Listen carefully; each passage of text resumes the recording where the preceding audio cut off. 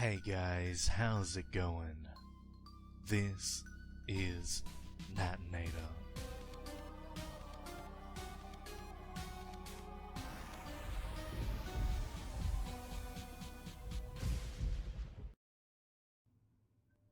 Following Adam's death, the Princess Society changed quite a bit.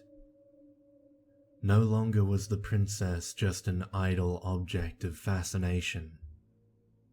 She was a threat, and they realized their research could be a matter of life or death.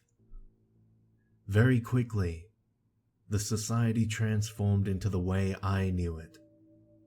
A secret and close-knit community desperately scouring the internet for any new source of information on the princess. It's reasonable to wonder, of course, why research continued at all. If attempts at negotiating with the princess had been such a disaster, why try? Established communication had always been one of the main goals of the society, but trying to talk to such a hostile thing seemed incredibly foolish. It did to me, anyway, and I made sure to say as much. As it turns out, however, there was a reason the society still believed communication was an option. Shortly after Adam died, when the search for people with information about the princess had been most intense, the society came across someone with a very interesting and very sad story to tell. You see, years before Adam and Brian's fateful misadventure, someone had already succeeded where they would fail. Someone had actually established open communication with the princess. She was a 10-year-old girl. She was also the first person the princess ever killed. Faye was never particularly into video games. She'd give them a try occasionally, but they just never caught her interest in the way her books did. Her primary exposure to video games came from her little sister, Ellie, who had kept a Game Boy on her since she was 6. Perhaps it was partly her sister's influence which kept Faye away from video games. Perhaps she considered them childish because she associated them with her baby sister. She would, in time, come to avoid video games for another reason. On Ellie's 10th birthday, their parents bought her a brand new Nintendo 64 console and a copy of Banjo-Kazooie. Faye was more than a little jealous. This was more than their parents had ever spent on her birthday presents. Still, the look of utter glee on Ellie's face as she tore the console out of the box made it impossible to stay mad. For all she could be a pest, Ellie was too cute to hate. Ellie played that game religiously. 3D games were still new to her, so progress through the game was slow, but she didn't care. She was simply amazed by the atmosphere, getting lost in a big 3D world and meeting new characters. Every now and then, Ellie would run to Faye with a story about the new world she'd discovered or a scary enemy she'd narrowly escaped. Faye would generally just nod her head and continue to read. It wasn't until she saw the drawing that she started to take an interest in her sister's stories. See, in addition to telling people about the games she was playing, Ellie liked to draw them. She'd made dozens of drawings of her Pokemon team over the last year, and a series of sketches posted above her closet catalogued her adventures in Link's Awakening. So, when she started playing Banjo-Kazooie, she naturally had to draw a group shot of all the characters. Just as naturally, when she was done, she had to go bug Faye to look at it. Faye glanced at the drawing long enough to seem interested. It matched the stuff she'd seen while watching Ellie play. There was Banjo, Kazooie, Skullman, the witch, that other witch, one of those Jinjo things, and a character Faye didn't recognize. While most of the characters were grouped together in the drawing, one character was off to the side, peeking out from behind a tree. It was a girl, with red hair and a white dress, looking rather out of place. "Who's that?" "That? Oh, her. I don't know. She shows up in the game sometimes. Not sure what she does yet. I think she's an angel?" Huh. Seemed strange, but then again, Banjo-Kazooie was a strange game. It didn't seem unreasonable that there would be an angel character somewhere in there. As the weeks wore on, Ellie played the game more and more, continuing to draw as she went. Faye noticed, however, that the focus of Ellie's drawings was shifting.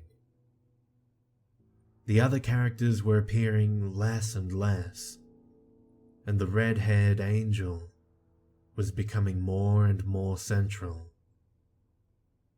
Equally strange was that, no matter how close Ellie drew her, she never had a face.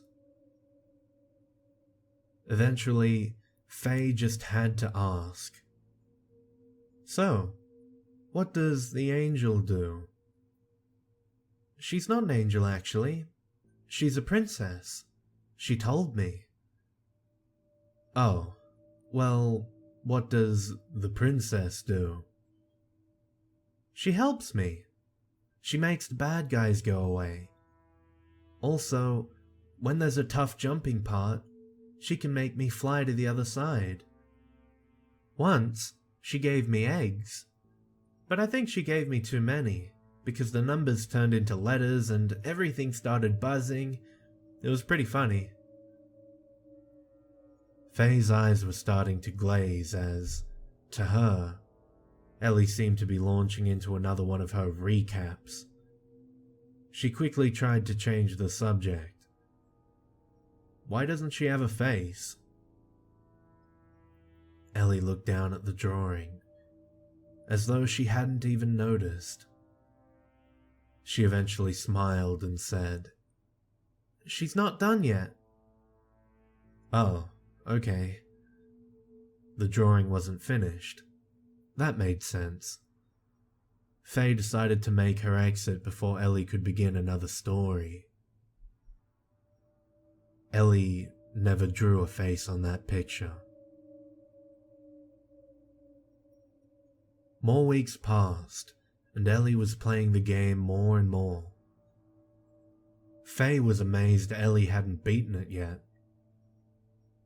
This was more time than she'd ever put into a game. Her drawings had also stopped featuring anyone but the princess character, and her rate of drawing them was increasing. It seemed like there was a new drawing every time Faye came home from school, or from hanging out with friends. Whenever Ellie was playing the game, Faye could hear her speaking quietly to the screen, but she'd stop the moment anyone else entered the room. Faye wasn't the only one who'd noticed her sister's odd behavior either. Her mother had mentioned a couple times that Ellie may be playing the game too much. But of course, her parents never interfered. Ellie was always the spoiled one after all. Eventually, Faye was too concerned to keep her mouth shut.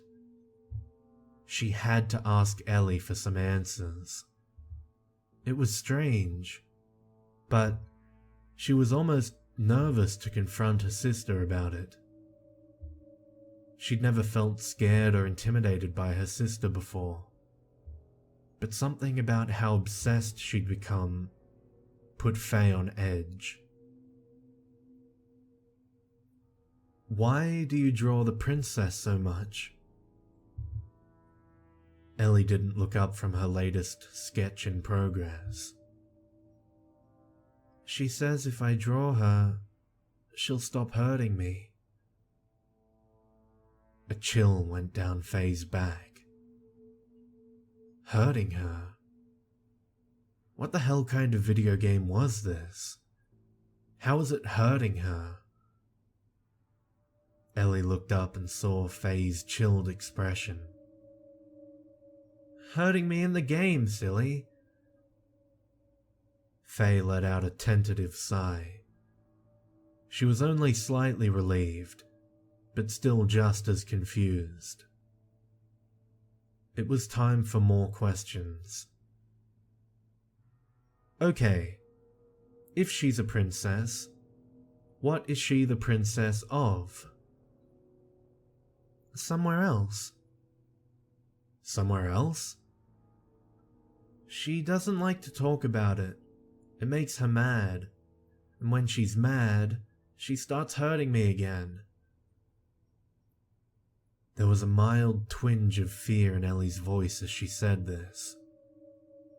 Even if she was only being hurt in the game, Faye could hear that something about this princess character had Ellie on edge. "Ellie, it's just a game. Maybe you should give it a rest, hey?" "But she'll be lonely. Just stop playing for a little bit. You're not Mum. You can't make me. I'm a caring sister. I just think you're taking the game too seriously. The princess isn't real." "She is. She is real, and you can't make me stop." Ellie grabbed her sketch and stormed out of the room. After this conversation, Ellie didn't stop playing. If anything, she played the game more, and started playing at odd hours. Faye, chronic heartburn sufferer, would often wake up in the middle of the night, only to hear the faint sounds of the Nintendo 64 from the upstairs playroom. When not playing, Ellie seemed to avoid Faye, undoubtedly remembering their last confrontation. Faye, faced with her sister's obvious decline into madness, decided it was no longer her problem. She'd tried, and Ellie had refused to listen. So she had a crazy sister who talked to video games, so what? Her sister, however, decided to bring the problem to her. Faye awoke to her usual heartburn one evening to find Ellie silhouetted in her doorway. Faye was understandably startled at first, but when she flipped on the light, she saw Ellie had tears in her eyes. She looked absolutely terrified. "I had a nightmare," she cried.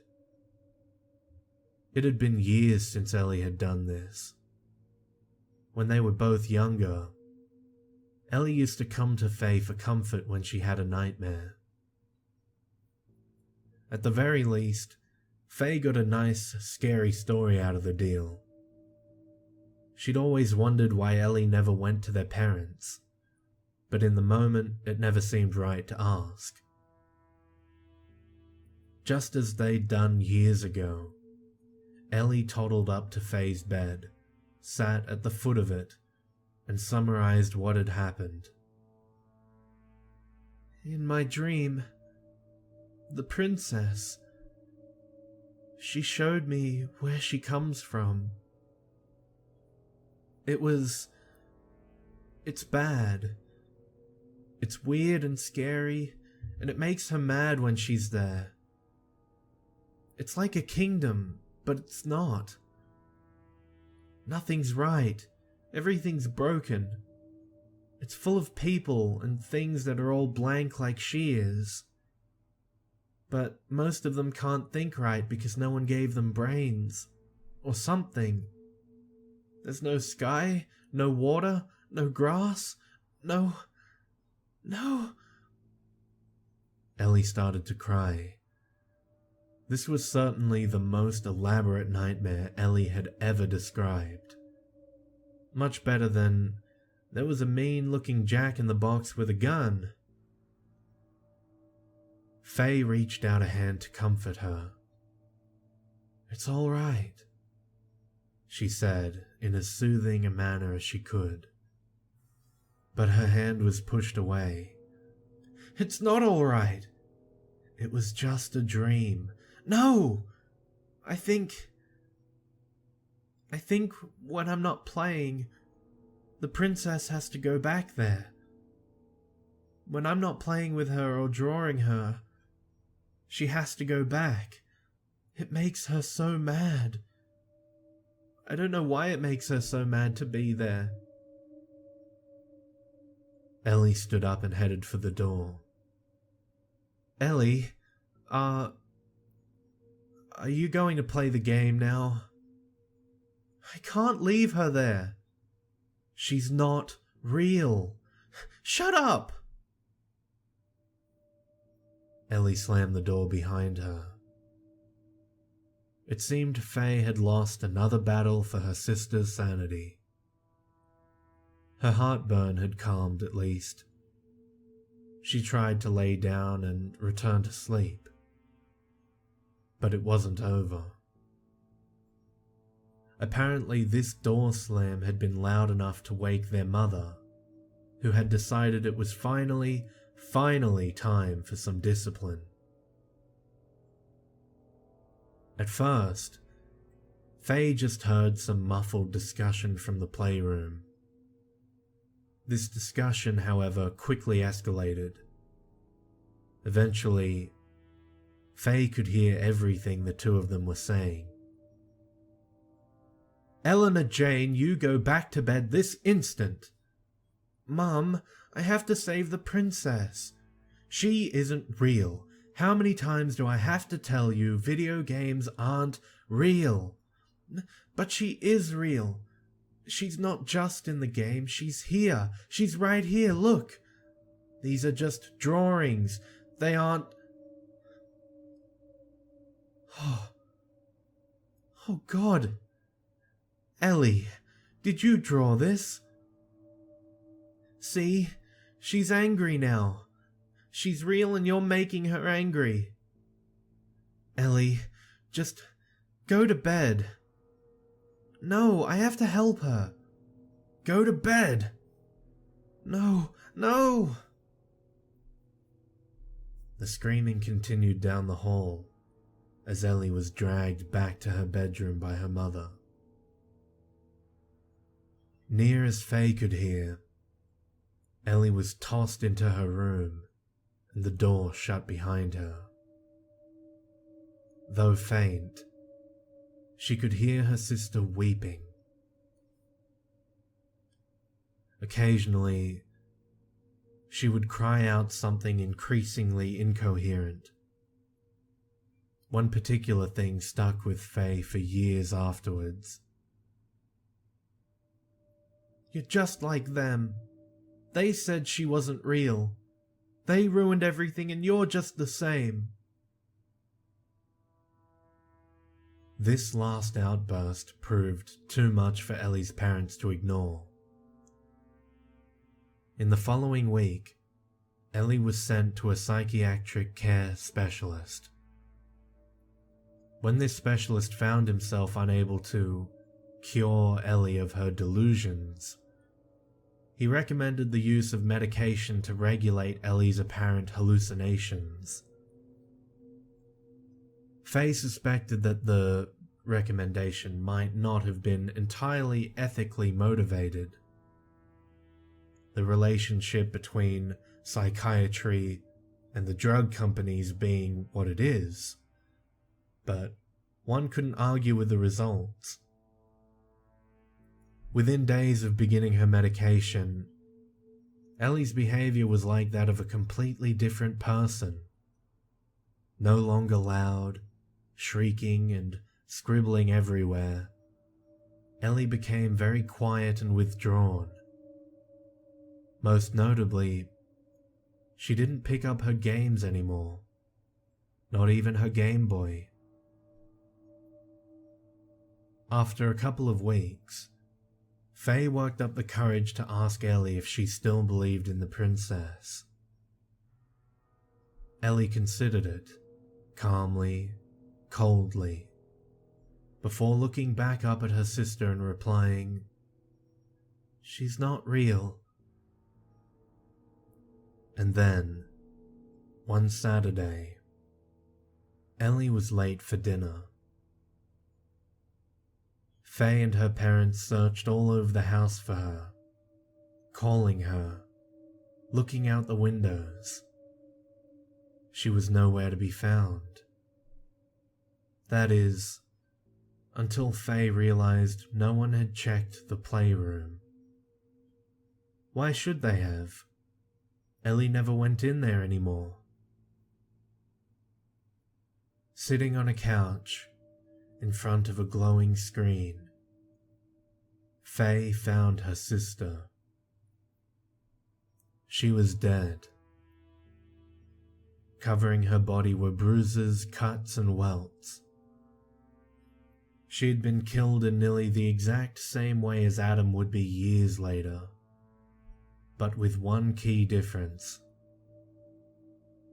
Unlike Adam, there was no indication she'd tried to fight back.